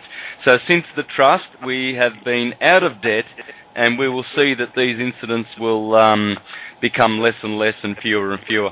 Thanks, caller. Thank you very much. Yeah. Yep, and we've got another caller in the queue, and area 702. Can we take that one, please? We'll just go to caller 702. Are you there, caller? Yes, I am. Thank you. Thank you. It seems to me that the thing that we really need to do is to get information out to people on a massive level. Now, the elite have done this with their mass media networks and have spent a lot of time and energy making sure that they program people's minds and through education, through the religious systems. They have programmed the human family to the extent that they have created the world that they want, and they have used us to do it. And people don't realize that it's the mass consciousness of all of us that will steer the course of our planet and what happens here. So, in my mind, and the project that I'm currently working on, is to create a massive mass media channel of our own, where we can begin to let the people know they do have a choice. They have the option of not cooperating with this tax debt slave system that is out there. And once even people who are completely unaware find out that they have a choice, that they can make a decision not to cooperate with a system that has, wreaked havoc and created nothing but suffering and pain for the vast majority of the human family. Once they know that they have a choice not to cooperate with that, we can end it quickly. Now, Gandhi showed us the way in India. He showed that by non-cooperation, the power simply crumbles. And imagine if 300 million people in the United States decided they weren't going to pay taxes anymore. What are they going to do? Nothing. So it seems to me that we've got to get behind a system, a mass media channel, to get information out to people so that they know they have a choice, because people feel that they're boxed in and that they have no decision that they can make. They feel helpless, but they aren't helpless, and we need to let them know that. Absolutely. The biggest threat, if you want to call us a threat, to the powers that were, remembering that they're us too, then we have to deal with them at some level, is us, is our energy. Our energy is the value in this planet, and our attention, when focused, is ultimate. Bob referred to the Berlin Wall coming down. And when there's I was referring before to a disclosure event. We strongly feel that there is an imminent disclosure event which will be, it's been described to us as like trying to drink from a fire hose. That's what we're waiting for the appearance of, and that is presumably, if it's going to be of that nature, the actual mainstream media. But by no means stop what you're doing, because discussions like this and whatever you put out on your channel are absolutely pivotal in getting the attention of the number of people to get critical mass to make it a done deal. Because what the People's Trust have done is they've created a structure. We just have to step into it. It's not like we've got to fight and sort this out. It's actually been served up to us on a platter. This aspect actually has been given to us. And that's precisely the type of information that people need to know and realize, that this exists and that we can use this and that we can then further our own cause. And if you would allow me to, I'd like to give my website, because I know that there are people out there who have financial wherewithal and are waiting to get behind something that's going to benefit the entire human family. And I would, if you would allow me to, I'd like to give my website address. Sure, Santos. I'm sure you'd be happy with that. Yeah. Yeah, it's ufntv.org, and that stands for Universal Freedom Network, and the acronym is UFN, Universal Freedom Network. So it's ufntv.org, and if people view my welcome video on the About page, they'll understand what this is all about. And I was guided to develop this and to bring this into fruition about 1.5 years ago from St. Germain. And I know that at some point that his trust and many of the other funds will become available to us. But until then, we need to get the ball rolling, and I'm requesting assistance. I just wanted to say, Santos, I haven't had that much input because I've been multitasking with conversations in the background here. And one of them is with Brian from American Kabuki, and he said that announcements are coming that will address all of the questions being asked by the callers. Yeah. And I think the next 2 weeks are going to be pretty intense myself. Yeah. Two-week time frame is what I'm getting. Yep. I would like to thank all of you for your incredible contributions to this whole process that we're trying to free the human family. So thank you so much. Appreciate it. Thanks, you. Thank you. But look, I've just noticed the time. Sorry to jump in there, Bob. Guys, I just want to quickly run people through just the bare basics on the CVAC stuff. So before you get in there, Chris, D from removing the shackle. D from removing the shackles is in the queue. If you can hear, if you can type what area code is I've already asked. She doesn't know. Okay. Okay. How many callers do you have, Santos? Well, I'll get onto that now. I'll pull that one up. Just continue there, and we'll have D in a few minutes. Okay. Look, the other entity that they created with the filings is the assistance entities I've referred to. The acronym is CVAC. It's Creators Value Asset Centers. And the key thing to understand here is these are not government. These are very simple entities with the highest of ethical standards required of them. Excuse me. Complete transparency, complete accountability, complete personal responsibility, and don't be intimidated by that complete personal responsibility, folks, because you as a human are underwritten by all the value we spoke of. That $10 billion is the value that underwrites you when you're acting within our community.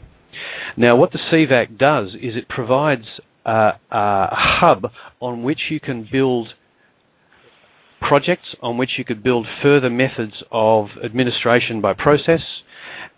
Any hub that is created underneath the main CVAC, and there are 195 allowed for in the constitution of the CVACs for roughly 195 nations. Okay, the first one has been activated with Treasure as the placeholder. Sorry, with Heather as she's the treasure. Freudian slip. With Heather with Heather as I could heard that laugh. Yeah, with Heather as a placeholder, I need to finish this just so people understand. Heather as a placeholder, and what you need to get in your minds is this, that though there's 195 CVACs, they're all the same.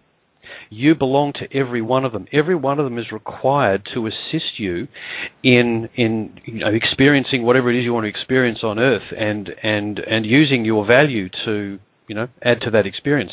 That's what they're there for. They activated the one in the US, and instantly everybody is a member everywhere. And if they activated one in Guatemala, we're also a member of that. Okay, so this is a 3D network that we're creating where everyone is linked to every aspect of it. And in relation to what happened with President Obama and his oath yesterday, where we suspect that President Obama is actually being bound by his oath to be president of the CVAC in place of Heather, which is what we're speculating about. Don't take me as that as fact. Let me just read you one of the specifications for a CVAC. Immediately it's established, and it's this. And I can give you the document number in a moment. To duly produce immediate, true, accurate, and complete full disclosure to said states of body, which is us, of absolute truth, knowledge, and the absolute standing, authority, value, rights, principles of law of said states of body, inclusive of disclosure of ULI document, blah, blah, blah, which is the document that forecloses on the system, starting with the Bank of International Settlements. All verified ordinances therein, duly verified underwriting of creations, value, assets, Centre CVAC. If Obama is bound by an oath to the CVAC, it would appear to us, looking at this document, he's required to disclose everything. And Heather describes disclosure as a disclosure of absolute data, and in her definition, that is the truth about everything, leaving out nothing. So that is, if that is taking place behind the scenes now with the inauguration that just happened in the last 12 hours, then our new public servant, Mr. Obama, is required to disclose everything. That's what I think. That's what I personally think is going on in the background. I hope I'm right. Wild-ass speculation. That's my wild-ass speculation. I'll shut up now, and I just want to get that CVAC concept out there, and we'll let Dee come back with any new information she has. Can I? Yeah, let's bring Dee in, please. You there, Dee? I am here, hiding in the background. Beautiful. Thank you. So we're looking well, I'd be interested to see what her thoughts are on watching the inauguration, how she felt about it, what she noticed. One of the things that has been mentioned is there was a conspicuous absence of the Bushes. Yes, there certainly was, wasn't there? Mm. Mm-hmm. And what does that mean? Because we know the Bushes have been around for 40 years solidly since JFK, and we would expect that they would have a lot to do with Barack Obama, wouldn't they? Have in the past. Yes. Yeah. I am going to stand mute on that point for the moment. They were conspicuously absent. Let's just leave it at that. Yeah. Well, I think they are, this is my wild-ass speculation, that in those documents, sort of everybody's bundled, everyone's bundled under the one label of the creditors, or the debtors. They're now the debtors. And I think the Bushes are very high up on that list. And, Daddy Bush, it's been said, has been sick, out of action. There's lots of reasons for that, lots of speculation about why that is. But no excuse, no public excuse for why Baby Bush wouldn't be there. There hasn't been. It was just ignored. Yes, exactly ignored. That. It was completely ignored. If you noticed, there was not even a comment from any newscaster even questioning why they weren't there. It was completely ignored. I found that even more interesting than the fact that they weren't there. Yeah, exactly. There were some very interesting things that happened. And I went back and looked at the 2008 inauguration to see if there was any difference in the wording. And actually the only difference between what Obama said back then and what he said this morning was the word faithfully. He didn't say the word faithfully. And that was it. That was the only difference. Well, and in 2008, he also didn't say United States. Oh, that's right. He fumbled on it. Yes. I found that very telling, and I'll have to say I was talking to a friend of mine this evening, and I said I found that very telling, because the president of a country doesn't fumble over the name of his own country. There was something more behind that. That's just me saying what my gut reaction was instantaneously was like, oh, what was that? Yeah, that's too significant. Yep, exactly. It was no fumbling this time. Yeah, Dave, just one thing that I did pick up when the president and the entourage were walking down a set of stairs to the podium on camera, one of the commentators said, oh, they look like they're going to a funeral. Did you catch that comment? They were looking very, very serious.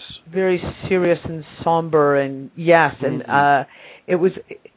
I actually found that the emotions on the faces of everyone didn't fit, and at different points they didn't fit. Like you'd look over, at one point they caught Bill Clinton, and he had this glare on his face, and then about 5 minutes later, again, the camera just panned slightly that you could see him, and he had this silly grin on his face.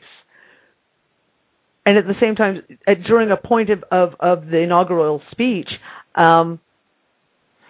which was kind of a more upbeat, section of it, talking about hope and all the rest of it, and Michelle Obama's face was incredibly somber, like incredibly... in opposition to the topic that was being discussed. And if you actually go back and watch the whole thing, I think you'll find that there was a lot of mismatched emotions and facial expressions through the whole thing. It always is, isn't it, in these commercial things? It always is, because they're, they know that they've sold out. They've got allegiances everywhere. There's so much pressure, There's pressure from corporations that give them money. They've got to look good to them. They've got to look good to the people. They're stuck in the middle, these servants. But they put themselves in that situation, don't they? Because they're greedy for power. But then when they get there, it's a different story. They've got to please everybody because they find that there's stratas and stratas of control above them. So they look funny. You can see it. And realize it's the top of the tree. They're living in a phony world, so their faces are phony. The way they talk, it's all fraudulent and phony. It's not from the heart. There's a big disconnect from nature. They're unnatural. It's like intelligent animals going through ceremonies and all the other unintelligent animals clapping on and cheering them on and saying, well, these are the most intelligent of the animals amongst us, and hallelujah, And it's just all this moronic miasma of stupidity. It's all fake, it's all phony, it's unnatural. The sooner this behaviour stops on this planet, the better. We'll be free from this infestation of the Vatican-controlled, mind-controlled planet. What a sad, sad thing it was. And thank goodness that we've got the People's Trust, folks. This is beautiful. Since I've discovered it, I've been sleeping much better at night. We all lose sleep due to debt. Debt is causing every single vile aberration on this planet. Everyone thinks someone else owes them money or something, So once but it goes beyond that too. But it's not just the financial. That's the thing. I've talked to a lot of people. I spent a lot of today on the phone and on Skype taking messages and talking to people. Yes, the immediate is the financial, the debt. That is everyone's overwhelming concern now is need money. Got to put gas in the car, got to feed my children, etc. But it's beyond that, because the money controls everything. It's the reverse pyramid, right? Money controls everything above it. So politics, the big pharma, the oil companies, the religion, it all comes under. It's all controlled through the money, and that's the whole thing. Is when you're dealing with that aspect of these people controlling the money and controlling the lives of people, they control the entire aspect from every side, from every corner. There is this control holding on to them. And that is what's disappeared and what is disappearing. You know, Santos, my take on this at the moment is that, like I said before, with or without the One People's Trust, with or without the paperwork, this is an internal process. And essentially what we're going through right now is a spiritual process and realization.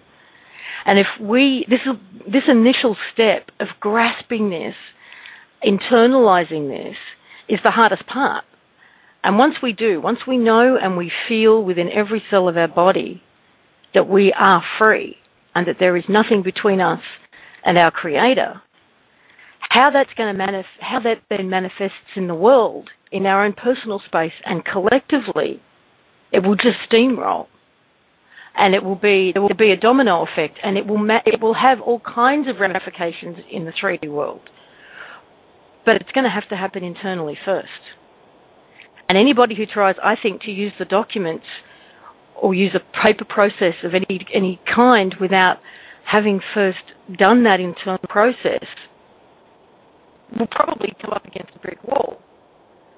And you'll see any of these strawman movements, any of these technologies that have come out in the past, there's always been a variety of results. One person's used the technique with absolute success, the other person's done exactly the same thing, ended up in prison.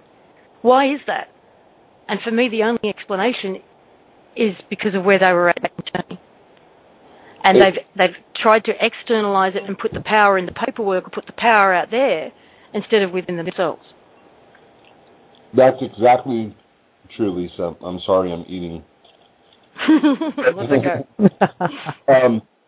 One of the things, you know, like if someone were to come up to you, you know, off the street and said, hey, look, you're going to do X, Y, Z, and you're going to do it right now because I said so, what would your reaction would be? Immediately, for most people, it would be, who the fuck are you? Right? Exactly. Yep, drop dead, dude.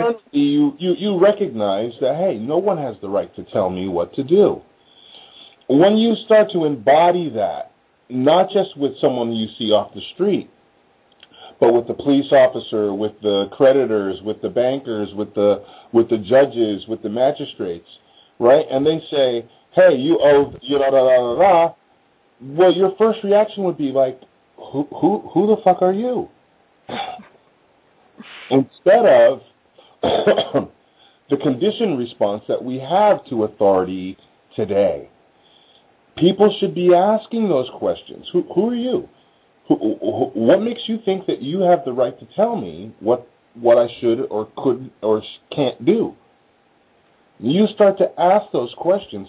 Who puts you in this position to have the right or say so over my life?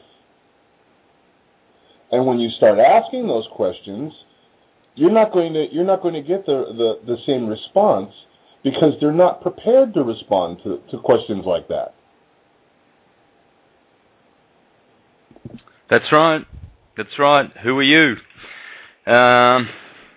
Because unless they've got a claim or unless you've hurt them, they've got nothing on you. Their little regulations are for them. They are the ones that are bound to them.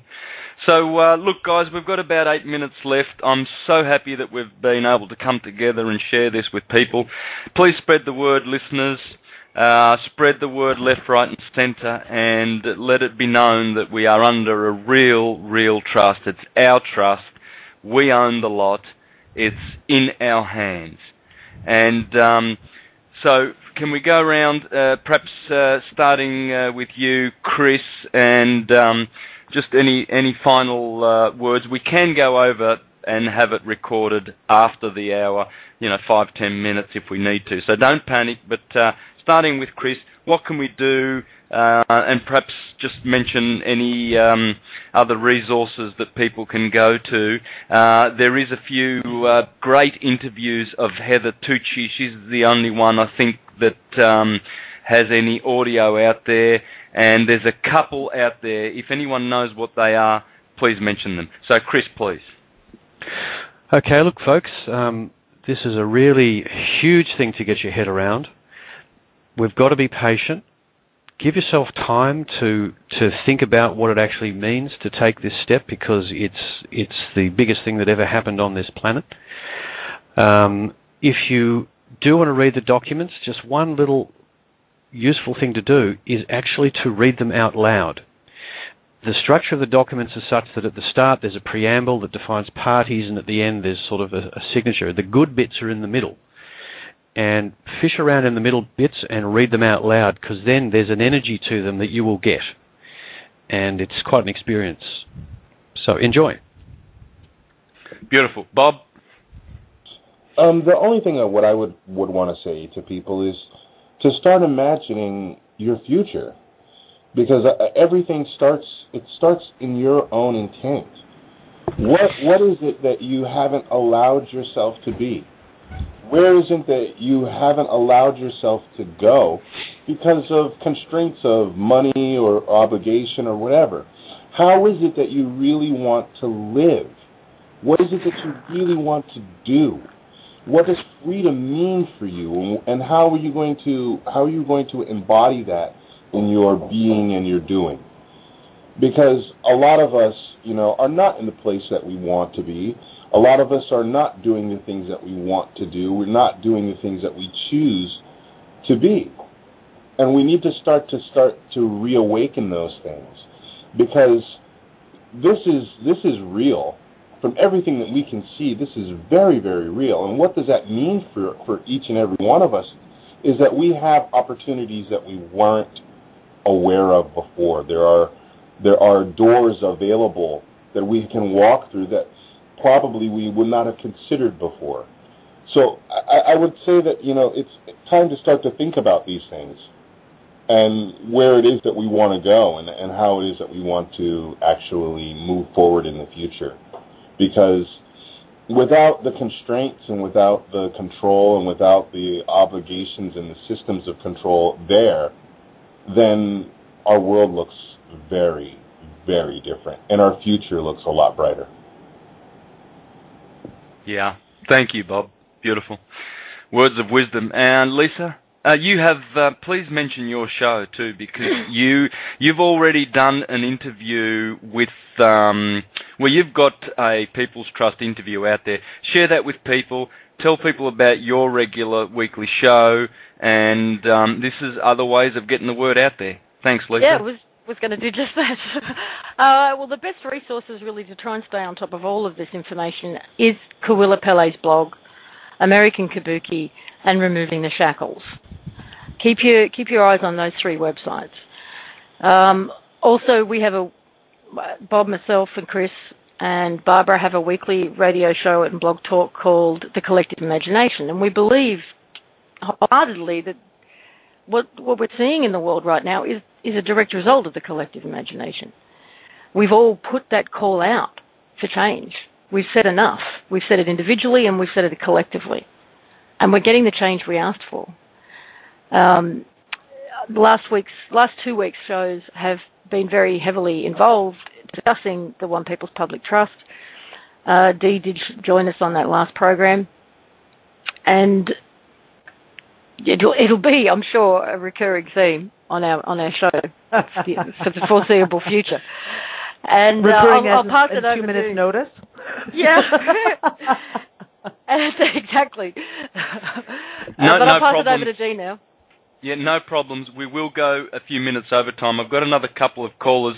No more time for callers, folks. But if the two that are on in want to stay, we'll take them after Dee's comments now, and we'll go over 5 or 10 minutes, however long it takes. I do have another show in an hour's time, American Freedom Radio. Please stay tuned there, friends, because I'm going to be interviewing an Australian group here who are going to shut down, and they will shut down one of the local councils. The New World Order and Agenda 21 have decided that they're going to really try and implement their agenda down here at Melton, one of the biggest and poorest municipalities in Australia. It's only about an hour from where I live in the city of Melbourne, and they will give an interim transitorial model for how to deal with these bastards. So stay tuned, because they have got a beautiful, beautiful procedure. You will learn how to bring down your, the evil corporations that are destroying communities. In fact, she will recount stories of how rates have gone up from $1,000 to $19,000 in the city of Melton, due to what they call what do they call it when they rezoning? Oh yeah, rezoning. Great word. In other words, a way to extract more money out of dupes. So stay tuned for that, folks. It's going to be the model for going forward until everybody, the world, knows that the People Trust owns it all. So over to you, Dee. Ah, yes. You know, the one thing I just want to talk to people about just briefly, because I know we don't have much time. As I said, I've spent all afternoon on the phone. And I have literally talked 3 good friends of mine down off the ledge today, because they were just like, oh, this is it. It's the end. It's over. I don't know what to do. The changes are tangibly right in front of us.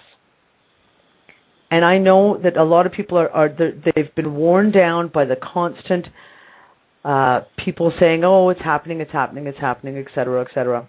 This is something very different.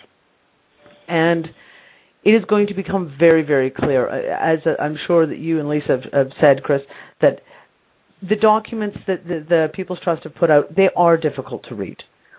You have to be in the right mindset and right heart set as well. You have to know that very, very soon, and I mean very soon, everything is going to be made very clear. There won't be any more guessing work or trying to decipher. It will be extremely clear as to what is happening, what has happened, and how things are going to move forward. The other thing I want to say is this. Talking about all the stuff that I've been talking about on removing the shackles, about what's been going on for the last month and a half.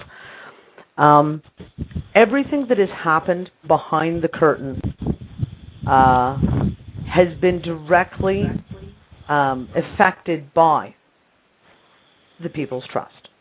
Everything that's been going on, there are people literally running around in Washington, D.C. with their hair on fire right now.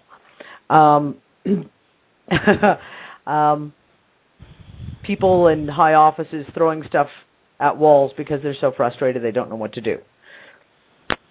We know for a fact that the White House is issuing orders to the press to not talk about the People's Trust and to not run with that story. So, you know what, I think you're right. I think it's time to get, one of the callers said, it's time to get the public's media going and bring it out there. Bypass the mainstream media or create a situation where they're forced to report on it because everyone else is around them. But yeah, I think that's the only way to do it. Well, it force them to, yeah. Yep, and this is it. We do have someone who is writing a petition to the White House. I'm going to be looking over that later on this evening if I can get to it. But this is it. It's going forward. Just literally get out there, tell the people, get it on websites. And I hate to say it, it's time to stop the bickering and infighting. It's ridiculous. This is the real deal, and this is moving forward. And it's time to get everyone behind it to move it forward en masse. And very, very soon, it is all going to be very, very clear. Actually, in light of that, I'll just share with you what a message Brian left with me. which is that once the systems come undone, the people won't have to worry about trying to fight back. There will be nothing left to fight back against. Exactly. It's one of the things I just wanted to kind of say was the fact that everyone wants the paperwork. They want to know how to fill it out. It's very confusing, yes. Very, very soon, that's not even going to be an issue. Yeah, I had a feeling that would be the case, Di, that we're right on the edge of it, and you know, there are events coming that will just change the conversation completely. Absolutely, that's the thing. We've got our good friend Thomas Hughes in the queue. Thomas, are you there? Please come on. Yes, I'm here. Thank you. How are you? I'm hanging in there. How about yourself? Yeah, the same. How are you enjoying the news?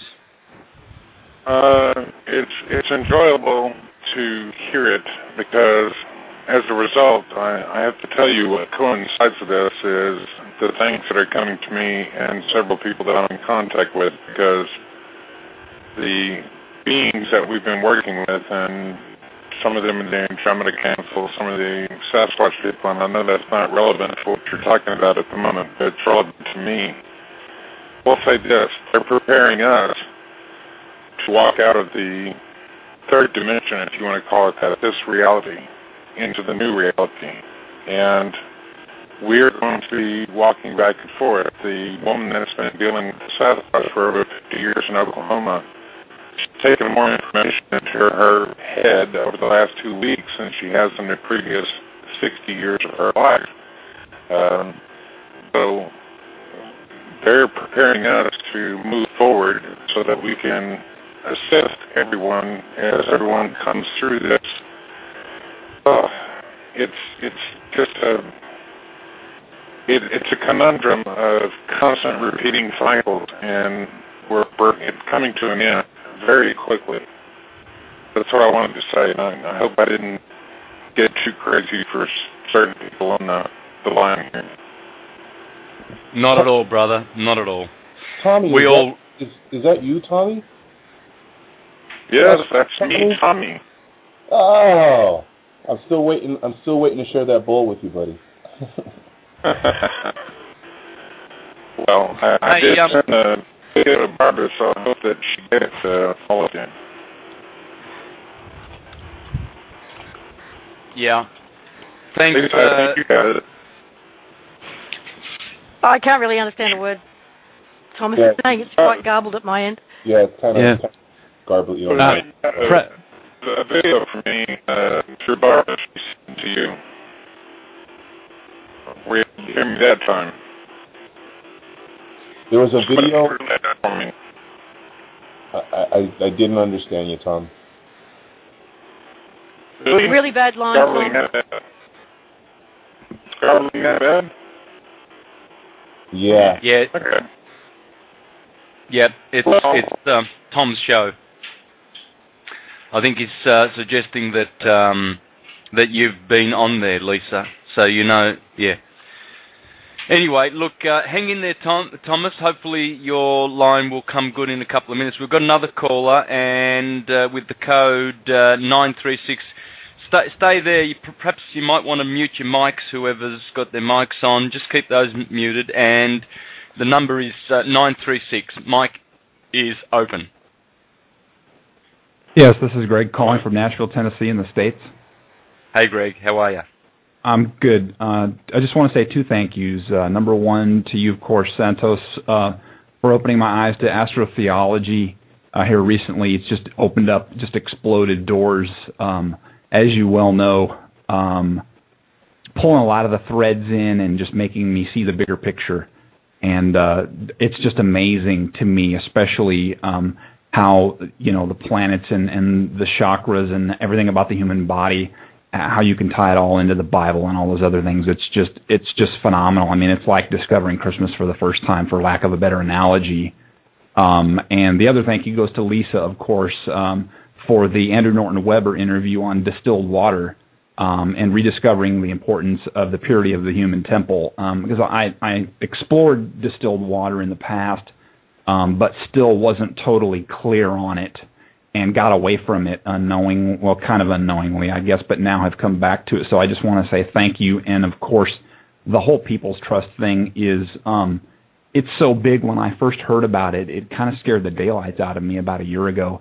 The whole part about being sold to the state through the birth certificate system. I almost couldn't believe it because, truth was stranger than fiction. But I'm starting to see this come back more in a much bigger way.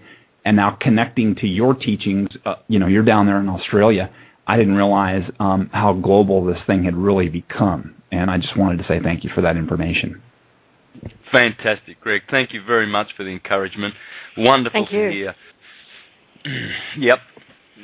And and good on you, Lisa, for the good interviews you have there, continuing to bring the truth out to people. So it really is beautiful. And look, you know what? I'm suggesting we might have to do a follow-up of this. I've noticed in the chat that people are wanting to follow up next week because this is pretty big. So I'll probably talk to you about that off the air later.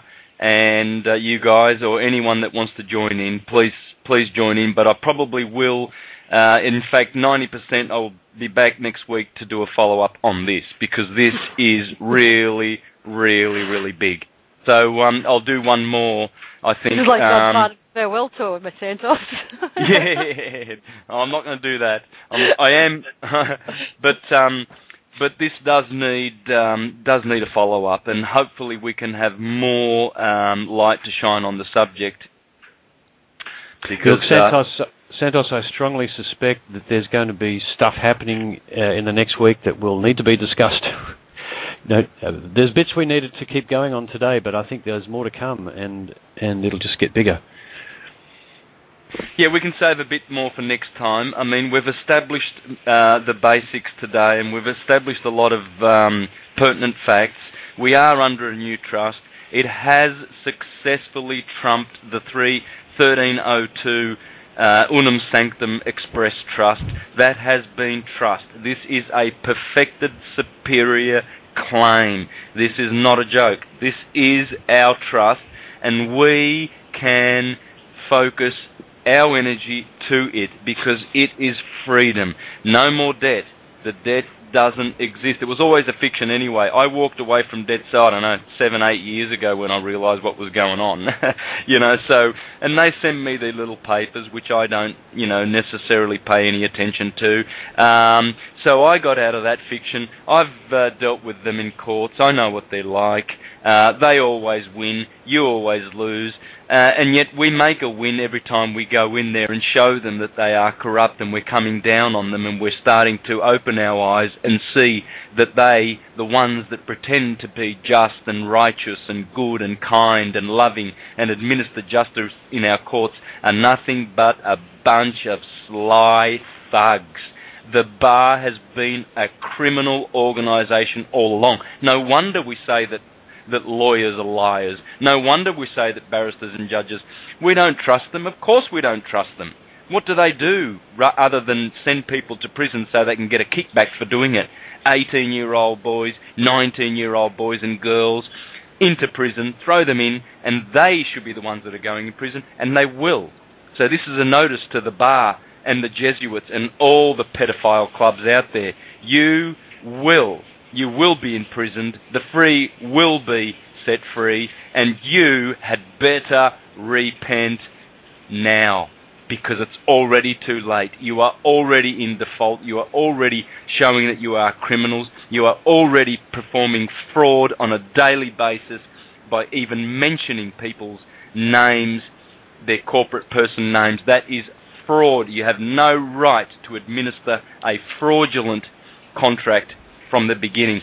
So, bar, you need to cease and desist, you bunch of pedophiles, and stop your evil ways, because we want peace, and we will get peace, and we are David, and you are Goliath.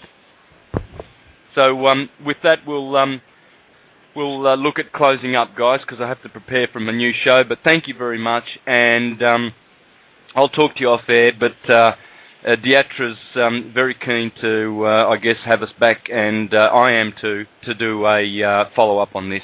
So thanks once again, everybody, for joining. And thanks for having us, Santos. Yes, yep. Thank you, Santos. Yeah, go Santos.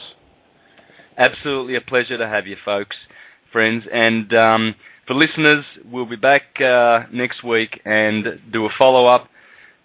In the meantime, we're be free. You are free. There is no debt. It doesn't exist. It was always a fiction anyway. It was we that gave it the attention that it needed to exist.